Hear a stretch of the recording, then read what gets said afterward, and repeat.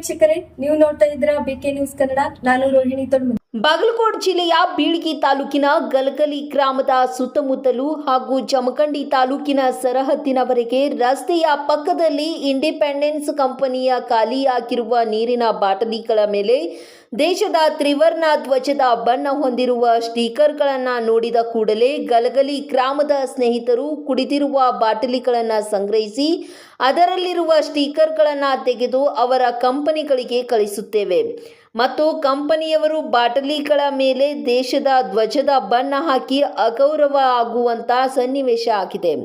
ಭಾರತೀಯರಾದ ನಾವು ಖಂಡಿಸಬೇಕು. ನಮ್ಮ ಭಾರತದ ಬಾವುಟಕ್ಕೆ ಅದರದೇ ಆದ ಸ್ಥಾನಮಾನ ಹೊಂದಿದೆ. ಅದು ನಮ್ಮ ಕರ್ತವ್ಯ. ಅದನ್ನು ಎಲ್ಲರೂ ಪಾಲಿಸಿ ಅದರ ಮೇಲೆ ಹಾಕಿರುವ ಧ್ವಜದ ಬಣ್ಣ ಹಾಕಿರುವುದು ತೆಗೆಯಬೇಕು ಎಂದು ಒತ್ತಾಯಿಸಿದರು.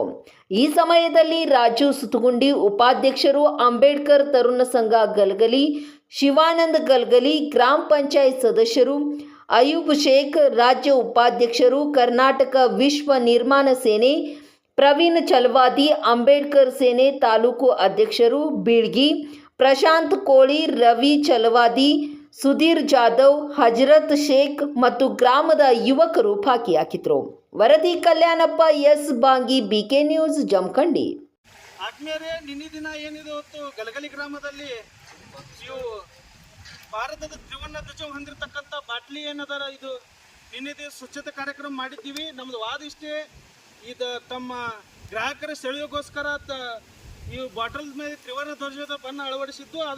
ಅದೇ ರೀತಿ ಇಂಡಿಪೆಂಡೆನ್ಸ್ ಕನಕನಮೆ ಭಾರತ್ ಅಂತ ಬರ್ದಿದ್ದಾಗುತ್ತೆ. ಇದನ್ನು ನಾವು ಖಂಡಿಸ್ತೀವಿ.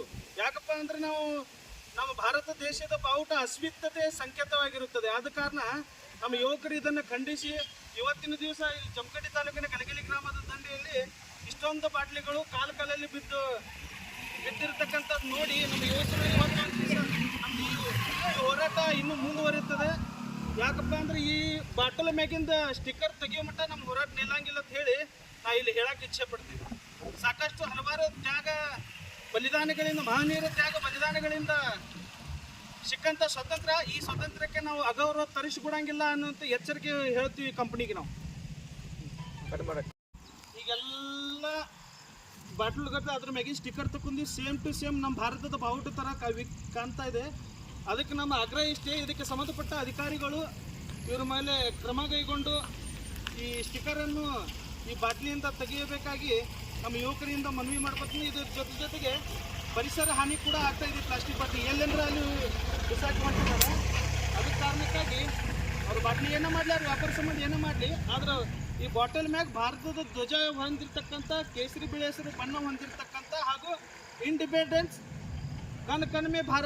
ಕನಕನಮೆ ಭಾರತ್ ಹೋಗಿ ಇದೆಲ್ಲ ಕಾಲಾಗ ಆಗಾಗುತ್ತಿದೆ. ಅದ್ರ ಸಂಬಂಧ ಇದರ ಸಂಬಂಧಪಟ್ಟ ಅಧಿಕಾರಿಗಳು ಇದ್ರ ಮ್ಯಾಗ ಕ್ರಮ ಜರುಗಿಸಬೇಕು.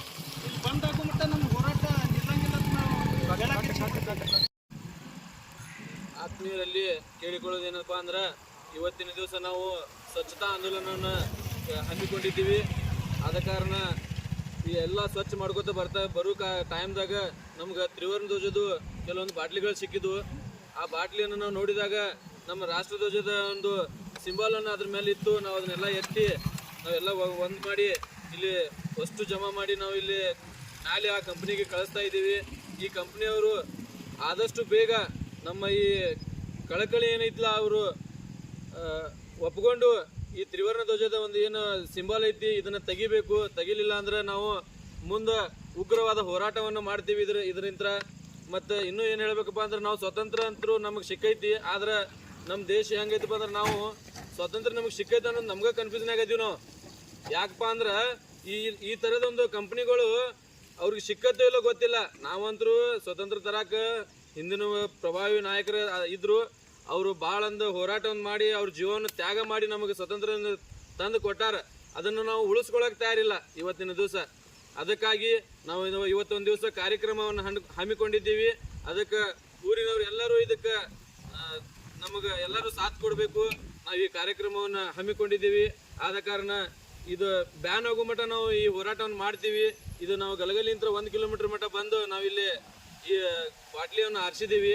ಹಿಂಗೆ ನಾವು ಎಲ್ಲ ಯುವಕರು ಕೂಡಿ ಗಲಗಲಿಯ ಎಲ್ಲರೂ ಕೂಡಿ ನಾವು ಈ ಕೆಲಸವನ್ನು ಮಾಡಿದ್ದೀವಿ. ನಮಗೆ ಸಾಥ್ ಕೊಡ್ರಿ, ಈ ಕಂಪ್ನಿ ಬಂದ್ ಆಗೋ ಮಟ್ಟ, ಈ ರಾಷ್ಟ್ರ ಧ್ವಜವನ್ನು ತೆಗಿಯೋ ಮಟ್ಟ ನಮಗೆ ಸಾಥ್ ಕೊಡ್ರಿ ಅಂತ ಹೇಳ್ತಾ ನಾನು 2 ಮಾತು ಮುಗಿಸ್ತಾ ಇದ್ದೀನಿ. ಮತ್ತಷ್ಟು ಸುದ್ದಿಗಾಗಿ ನೋಡ್ತಾ ಇರಿ BK ನ್ಯೂಸ್ ಕನ್ನಡ.